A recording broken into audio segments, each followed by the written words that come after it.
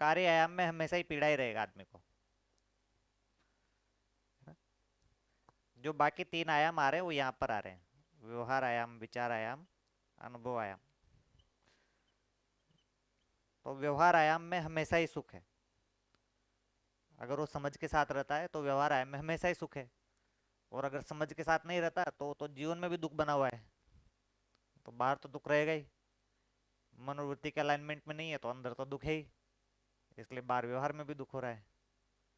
तो बाहर दुख हो रहा है वो अंदर के दुख का रिफ्लेक्शन है ना, इसलिए बाहर दुख नहीं है, अंदर के दुख का बाहर रिफ्लेक्शन हो रहा है, वो अंदर ही है दुख। तो जो कार्य है उसमें जो सुख है वो इसका सुख है। तो दर्शन ये बोल रहा है कि कार्य में भी सुख है, पर उसमें व्यवहार जुड़ता है तो फिर कार्य में सुख है। अगर उसमें व्यवहार नहीं जुड़ता तो फिर कार्य में दुख ही दुख है। फिर आदमी को थकान होगी, शरीर तो घिसना ही है काम करने में। लेकिन जब व्यवहार जुड़ जाता है ना उसके साथ में, तो फिर उसमें सुख है। तो ऐसे आदमी को खाली अपने ही लिए खाना बनाने को मिले, है ना, उसको किचन में जाके अपने लिए खाना बनाना है, तो उसमें उतना मजा नहीं आएगा आदमी को। पहला कंडीशन तो ये, उतना मजा नहीं आएगा, है ना। दूसरा एक सिचुएशन ये भी होता है कि उसको परेशानी भी हो जाए। एक दिन आ गया मजा, दो दिन आ गया मजा, है ना, चलो आज नई रोटी ट्राई करते हैं, चलो आज ब्रेड बनाना ट्राई करते हैं, है ना, तो थोड़ा बहुत मजा आ भी सकता है। लेकिन अब जो रोज ही बनाना है और 3 टाइम बनाना है, फिर मजा नहीं आएगा, है ना। तो जिस समय उसको ऐसा लग रहा होता है कि भाई मैं इसके लिए बना रहा हूँ, उसके लिए बना रहा हूँ, है ना, तो व्यवहार जुड़ गया ना उसके साथ में, तो फिर आदमी को उसमें सुख मिलेगा। इसलिए जो कार्य आयाम है वो बेसिकली उसको दर्शन के हिसाब से कार्य व्यवहार आयाम बोल रहे हैं। तो ये कार्य व्यवहार आयाम है, ठीक है ना। क्योंकि मानव प्योर कार्य आयाम नहीं करता है, ठीक है ना। एकदम वो शरीर ही चलाने के लिए ही रोटी बना रहा है ऐसा नहीं करता है वो, किसी न किसी संबंध में ही रोटी बना रहा होता है, इसलिए वो कार्य व्यवहार आयाम करता है, ठीक है। वो ऐसे उसका शरीर ही चलाना है इसलिए पैसा कमा रहा है ऐसा नहीं करता है, वो किसी संबंध के लिए पैसा कमा रहा होता है, ठीक है ना। ऐसा कर ही नहीं सकता वो, बोर हो जाएगा वो, है ना, या फिर कर कुरा के बैठ जाएगा, सोचेगा आप ठीक है जब जरूरत पड़ेगी तब करेंगे, है ना। तो आदमी अकेले में जिएगा तो ऐसे जिएगा कि वो आज रोटी बना लिया, फिर उसको जो है 3-4 बार की बना लिया, फिर उसको फ्रिज में रख लिया, फिर 3-4 बार निकाल निकाल के खाता रहेगा। अकेले के लिए तो ऐसा ही करेगा ना। ऐसे ही पैसे कमाने में भी ऐसा ही डिजाइन बनेगा कि चलो ठीक है 1-2 दिन कमा लिए, फिर सोचेंगे भाई थोड़ा खत्म होने दो फिर देखते हैं ना। आगे के आगे सोचेंगे, है ना। तो वो जो निरंतरता सोच रहा है वो परिवार में निरंतरता सोच रहा है। जब वो ये देखता है भाई ये 2-4 लोग और हैं साथ में, फिर वो सोचता है कि नहीं ये व्यवस्था बनना चाहिए, है ना, ऐसे रोज का रोज नहीं सोचना है। इसलिए बोल रहे हैं समृद्धि परिवार में ही तय होती है। अकेले में तो ऐसे ही सोचेगा ना आदमी, 7 दिन का बना के रख लेगा वो, इडली का घोल बना के रख लेगा, और वो क्या बोलते हैं सांभर बना के रख लेगा 7 दिन, है ना। और रोज निकाल निकाल के खाएगा उसको। और ब्रेड रख लेगा साथ में, फिर रोज जो है जैम लगा लगा के खाएगा उसको, 7 दिन चलाएगा। तो 6 दिन काम करेगा और संडे को एक दिन लग के बनाएगा, है ना। जब आदमी को एकदम इंडिविजुअल सोचना है तो फिर ऐसे सोचेगा वो, फिर रोज 3 टाइम क्यों बनाएगा। तो खाना बनाने में ऐसा है, पैसा कमाने में भी ऐसा ही है। वो सोचेगा चलो 1-2 दिन पैसा कमाओ, फिर इधर घूमने निकल जाओ उधर घूमने निकल जाओ, है ना। तो फिर वो गणित देखेगा कि कितने दिन में कितने दिन का पैसा कमाया जा सकता है। तो कोई इसको एक दिन का सोचेगा, कोई 1 महीने का सोचेगा, 1 महीना कमा लेते हैं और 10-11 महीने घूमेंगे फिरेंगे, है ना। फिर कोई सोचेगा नहीं 9 महीने कमा लेंगे, 2 महीने घूमेंगे फिरेंगे। ऐसे उसकी क्षमता के ऊपर तय करता है। पर ऐसे निरंतरता का नहीं सोचेगा बहुत। निरंतरता तो जब वो कुछ लोगों के साथ में जुड़ा हुआ है, तो कुछ लोगों के साथ में जुड़ के एक व्यवस्था बनती है। यहाँ पर ये कुछ लोगों के साथ मिलेगा ना, तो ये मैं ये दूसरा मैं, है ना, ऐसे ये कुछ मैं। तो फिर अब ये रहा इकाई, ये क्या हो गया, इकाई हो गया। और ये जो बन गया ये क्या बन गया, व्यवस्था बन गया है ना। तो इकाई निरंतर नहीं रहती है, व्यवस्था निरंतर रहती है। ठीक है ना। तो जैसे परिवार व्यवस्था निरंतर है, इकाई निरंतर रही ना, जैसे मानव इकाई के रूप में निरंतर नहीं है।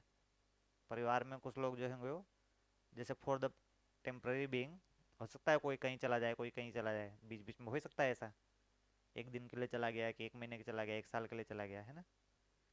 और फिर कुछ नहीं होगा तो 150 साल में तो परमानेंट जाएगा ही, है ना। तो परिवार निरंतर रहेगा ना। तो उस इकाई में भी देखेंगे तो मैं और शरीर मिला के, और फिर जो इकाई है उसमें जीवन की इकाई निरंतर है। पर ऐसे मानव की इकाई निरंतर नहीं है, जीवन की इकाई निरंतर है। ठीक है ना। तो फिर यहाँ पर निरंतर सोचना पड़ता है उसको। तो हमारे सारे व्यवहार इस अर्थ में होते हैं कि ये निरंतर व्यवस्था कैसे बनी रहे, हमारे सारे विचार इस अर्थ में होते हैं कि निरंतर कैसे बना रहे, और ये जो अनुभव है वो जीवन की इकाई कैसे निरंतर बना रहे। ठीक है। विचार का एक भाग ये निरंतर कैसे बना रहे उसमें भी जाता है, और ये इकाई कैसे निरंतर बनी रहे उसमें भी जाता है। और फिर हम ये भी देखना चाहते हैं कि पूरी अस्तित्व की जो व्यवस्था है वो कैसे निरंतर बनी रहे, ये भी देखना चाहते हैं। तो ये मानवीय व्यवस्था कैसे निरंतर बनी रहे ये देखना चाहते हैं, ये जीवन की व्यवस्था कैसे निरंतर बनी रहे ये देखना चाहते हैं, और ये अस्तित्व की व्यवस्था कैसे निरंतर बनी रहे ये देखना चाहते हैं। तो अस्तित्व भी एक व्यवस्था हो गया, क्योंकि बहुत सारे अनंत इकाइयों से मिलकर बना हुआ है, तो अस्तित्व भी एक व्यवस्था हो गया। तो ये तीनों ही व्यवस्थाएं कैसे निरंतर बनी रहे ये हम देखना चाहते हैं। ठीक है ना।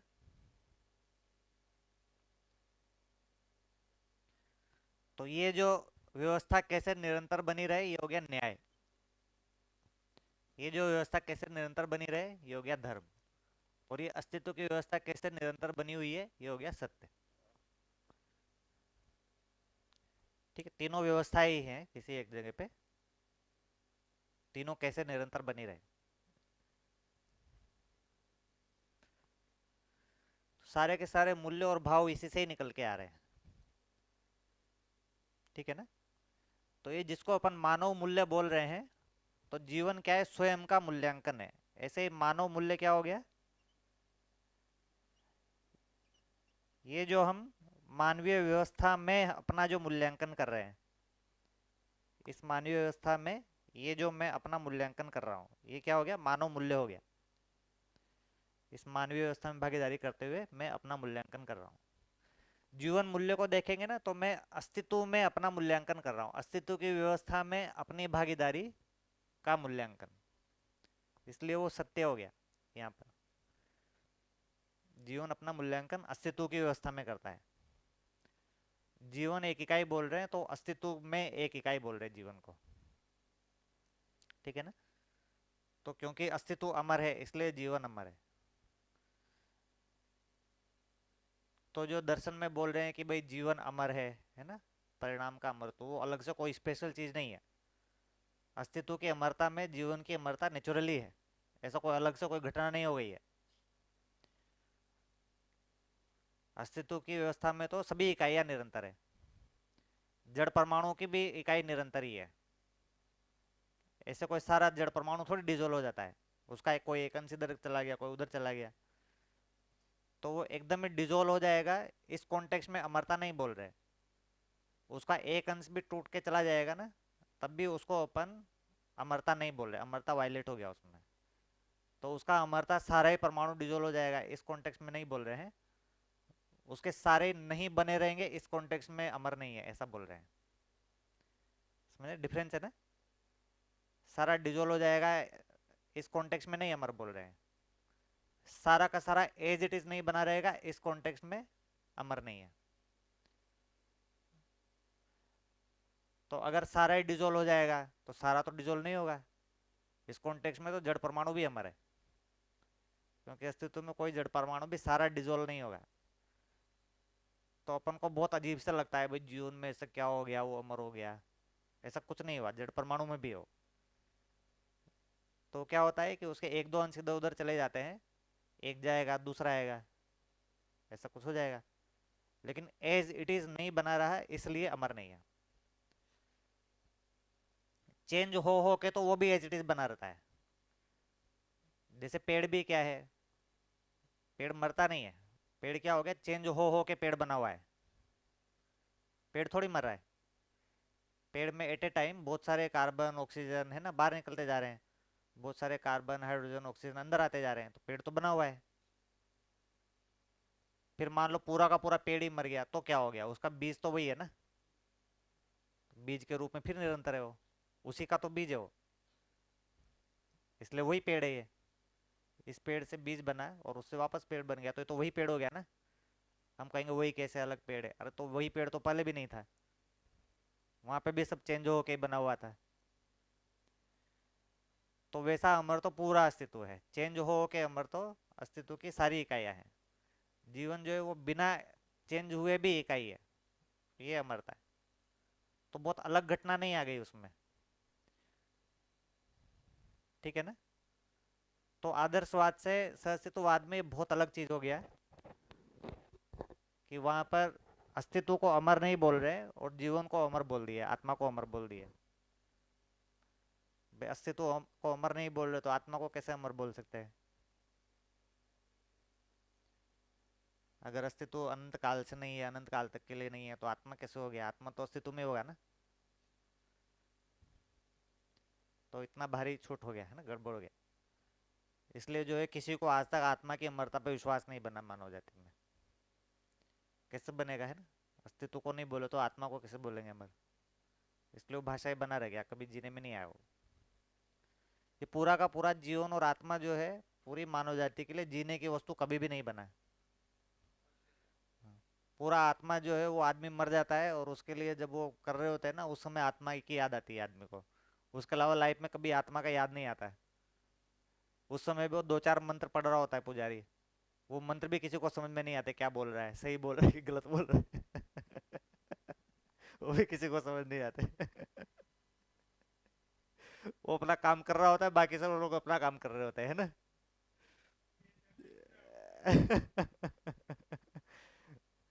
उसके अलावा आत्मा की एक और जरूरत पड़ती है, वो भूत प्रेत के किस्से कहानियों में जरूरत पड़ती है उसकी, हॉरर मूवी बनाने में काम आती है। उसमें ज्यादा काम आती है ना। दो ही जगह काम आती है, एक तो मर जाते हैं तो पोथी पुराण बांचने में काम आती है, दूसरा हॉरर मूवी बनाने में काम आती है और बच्चों को कहानी सुनाने के काम आती है। अभी तो आत्मा का ये प्लेसमेंट है ना, उसके बिना हॉरर मूवी कैसे बनेगी, उसके बिना जो है हम कहानी कैसे बनाएंगे, उसके अलावा भूत प्रेत का कॉन्सेप्ट कैसे होगा, भूत प्रेत नहीं होगा तो कैसे कहानियां बनेंगी।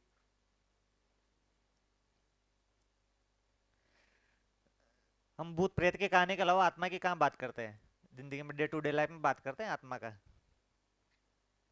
कोई बात नहीं करता है ना, किसी में कोई खाना खाने में काम नहीं आता, वो है ना नौकरी जाने में काम नहीं आता है, बच्चा पैदा करने में काम नहीं आता है। हाँ, हाँ वो जब वो हाँ मर जाते हैं तब काम आता है आत्मा। नहीं।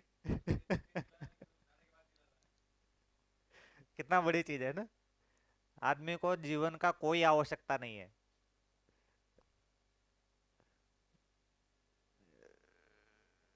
हाँ डे टू डे लाइफ में, हमारी लाइफ में डे टू डे लाइफ में जीवन का कोई आवश्यकता नहीं है। फिर कैसे जीवन दिखेगा जब उसका कोई आवश्यकता ही नहीं है, तो कैसे दिखेगा। फिर बड़े से बड़ा साइंटिस्ट जो है वो कॉन्शियसनेस को ढूंढ रहा है ना।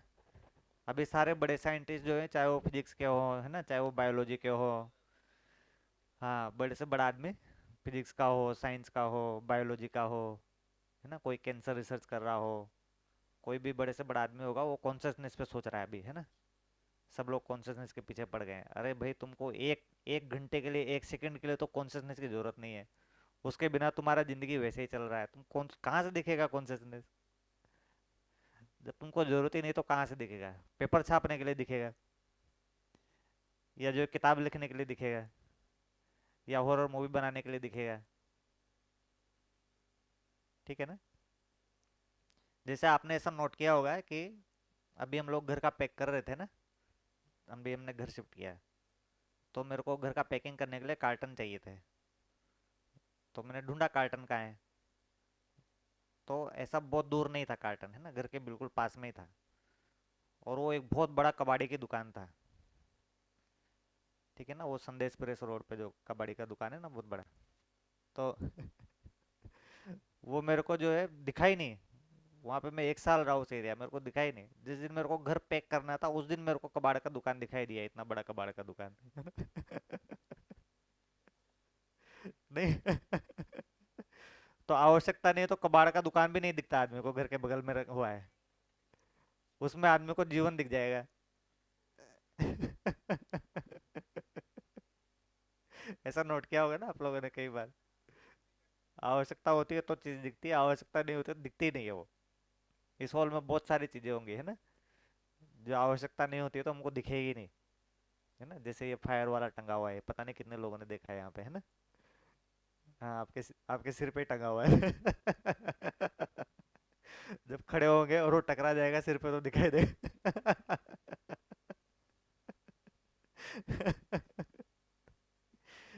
तो ऐसे ही है ना। उसमें जो चीज रूप वाली है, एकदम आंख से दिखती है, वो भी नहीं दिख रही है। अब जीवन तो आंख से वैसे भी नहीं दिखता है, तब तो एकमात्र आवश्यकता से ही दिखेगा। जब आंख के सामने तो भी नहीं दिख रहा है, तो जो आंख के सामने नहीं है वो तो 0% चांस है दिखने का। इसलिए मानव जाति को आज तक जीवन दिखाई नहीं दिया, क्योंकि डे टू डे लाइफ में जीवन का कोई भी जरूरत नहीं है। आम जनता को कोई जरूरत नहीं है, बस बाबा जी को जरूरत है प्रवचन देने के लिए, इसलिए बाबा जी ढूंढ लाते हैं कहीं से, है ना। जो आदमी जंगल में चला गया संन्यास लेके, उसको जीवन दिखाई देता है। अच्छा, उसको जब वो जी रहा था तब तो दिखाई दिया नहीं। जब जी रहा था तब जीवन नहीं दिखा, तो जब जी नहीं रहा लोगों के साथ तब कैसे जीवन दिख गया? इस पे भी तो डाउट है ना। उसकी जरूरत तो लोगों से जीने के साथ में है। अगर लोगों के जीने के साथ में उसको जीवन नहीं दिखा, तो जब जंगल में जाके उसने साधना किया तब कौन सा जीवन दिख जाएगा उसको? इसका मतलब जीवन के नाम पे कुछ भ्रम दिख गया उसको। और उसका उपयोग इतना ही है कि उसके नाम पे वो किताब लिखेगा, उसको आके फिर प्रवचन सुनाएगा, गोष्ठियां करेगा, है ना, और बाकी सब लोगों को एक एंटरटेनमेंट का साधन मिलेगा।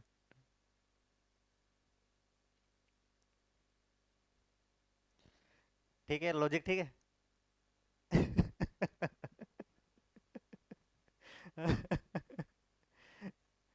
अगर हमको जीवन का आवश्यकता डे टू डे लाइफ में नहीं दिख रहा ना, तो फिर वो एग्जिस्ट नहीं करता, हमारे लिए एग्जिस्ट नहीं करता वो। तो मानव मूल्य हो गया यहाँ पर, है ना, जीवन मूल्य हो गया अस्तित्व में, अस्तित्व की व्यवस्था में जीवन मूल्य हो गया। अस्तित्व निरंतर है तो जीवन एकदम नेचुरली निरंतर है। और उसके बाद में मानव मूल्य हो गया यहाँ पर मानव की व्यवस्था में। और फिर स्थापित मूल्य जब आ गए, तो वो ये मानव मानव की परस्परता में दिखाई देगा। ठीक है ना। तो दूसरी चीज एक और दिखाई देगा कि ये व्यवस्था के दो भाग हैं। तो दो भाग है, एक तो विधि व्यवस्था वाला भाग है। तो व्यवस्था का एक भाग ये है, व्यवस्था का दूसरा भाग है संस्कृति सभ्यता।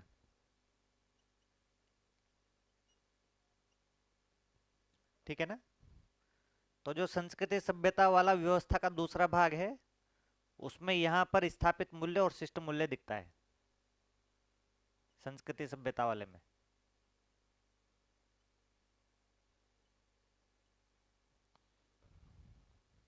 ठीक है ना। मानव मूल्य बेसिकली ये विधि व्यवस्था वाला भाग है, धीरता वीरता उदारता दया कृपा करुणा, वो यहाँ पर दिखाई देता है।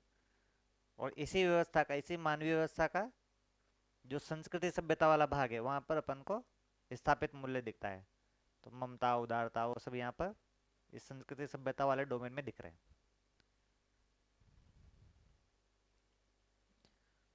ठीक है ना। और इसी के साथ में जो प्राकृतिक व्यवस्था है, तो प्राकृतिक व्यवस्था भी है, मानव व्यवस्था के साथ में मिलके प्राकृतिक व्यवस्था है, क्योंकि धरती भी एक व्यवस्था है। धरती भी एक व्यवस्था हो गया ना।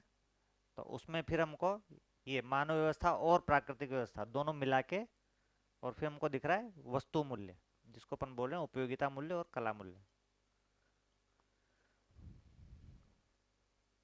तो मानव जाति का जो धरती के साथ में इंटरेक्शन है ना, एज ए इकाई, पूरी मानव जाति एज ए इकाई धरती के साथ में एक इंटरेक्शन है, जिसको प्राकृतिक संबंध भी बोल रहे हैं, तो उसमें हमको ये वस्तु मूल्य। तो मूल्य क्या है? स्वयं में निरंतर चीजें हैं, और वो व्यवस्था में दिखाई देते हैं, क्योंकि व्यवस्था भी निरंतर होती है। ठीक है ना। तो जो अपन बात कर रहे थे कि कृतज्ञता, अभी मैंने 1 घंटे आपके लिए कुछ किया, ऐसा नहीं है, वो एक परिवार की व्यवस्था में कृतज्ञता की बात होती है। तो परिवार की व्यवस्था निरंतर है, इसलिए उसमें निरंतर बात होगा। ठीक, तो धीरता भी ऐसे नहीं होगा 1 घंटे में चुपचाप बैठा रहा तो मैं धीर हो गया, है ना। तो जो अपन ने पूरी परिवार व्यवस्था स्थिर बनी रहेगी, ठीक है ना, न्याय के लिए दृढ़ता, पूरी परिवार व्यवस्था स्थिर बनी रहेगी, तो उसके लिए जो अपन विधि व्यवस्था वाला जो भाग कर रहे हैं उसमें धीरता की बात हो रही है। तो हम परिवार का ऐसा डिजाइन बनाएंगे, या ऐसे डिजाइन के अलाइन उसको करेंगे जिसमें कॉन्फ्लिक्ट ही नहीं हो। तो परिवार का ऐसा व्यवस्था हम बना रहे हैं, उसके लिए जो काम कर रहे हैं वो धीरता वीरता है। तो धीरता वीरता में आपके साथ धीर हो रहा हूँ ऐसा नहीं है, ठीक है ना। धीरता मतलब मैं परिवार के सिस्टम के बारे में सोच रहा हूँ, कि मुझे ये वाला धीरता का जरूरत ना पड़े, है ना। ठीक है। कि जब आप गुस्सा हो जाएंगे तो मैं चुपचाप बैठा रहूंगा, है ना। ये टाइप का धीरता का जरूरत ना पड़े, उसके लिए अपन एक सिस्टम का शोध कर रहे हैं ना। इस शोध करने के लिए जो कार्यक्रम है वो धीरता है। ठीक है ना जगदीश भैया। सास बहू के बीच में जो धीरता आपको करनी है ना, तो उसमें आप उनके बीच में नहीं पड़े, ये धीरता नहीं है। आप उस परिवार के सिस्टम पर काम कर रहे हैं, ये धीरता होगा। उसमें सिस्टम कैसा बने, है ना, तो ये धीरता होगा ना। तो ऐसा आप सोच रहे हैं, विचार कर रहे हैं, शोध कर रहे हैं, है ना, और आप अपने आप को उस सिस्टम के अलाइन कर रहे हैं, ये सारा काम हो गया धीरता। वैसा सिस्टम सोच रहे हैं, शोध कर रहे हैं, अपने आप को अलाइन कर रहे हैं, और फिर दूसरों को भी समझा रहे हैं उस सिस्टम को, तो ये हो गया वीरता। ठीक है ना। ऐसा सिस्टम सब लोगों के अंदर बैठ जाए, बच्चों के अंदर भी ऐसा सिस्टम बैठ जाए। ये सिस्टम नहीं बैठेगा तब तक उनका प्राण पोषण कर रहे हैं, ये हो गया उदारता। ठीक है ना। इसी क्रम में आगे दया कृपा करुणा, इसलिए दया कृपा करुणा इधर है ना, मानव मूल्य में वो, और उसी का इक्विवेलेंट ये प्रेम। तो इधर ये जो प्रेम है और वो जो दया कृपा करुणा है, वो दोनों इक्विवेलेंट है एक दूसरे के। वो स्थिति में हो गया, ये गति में हो गया। ठीक है ना। तो उधर धीरता वीरता उदारता वो सब है, वो इधर विश्वास सम्मान इसके रूप में व्यक्त हो रहा होगा। ये इधर जो विश्वास सम्मान ये सब किसी न किसी रूप में उधर व्यक्त हो रहा होगा, धीरता वीरता उदारता में।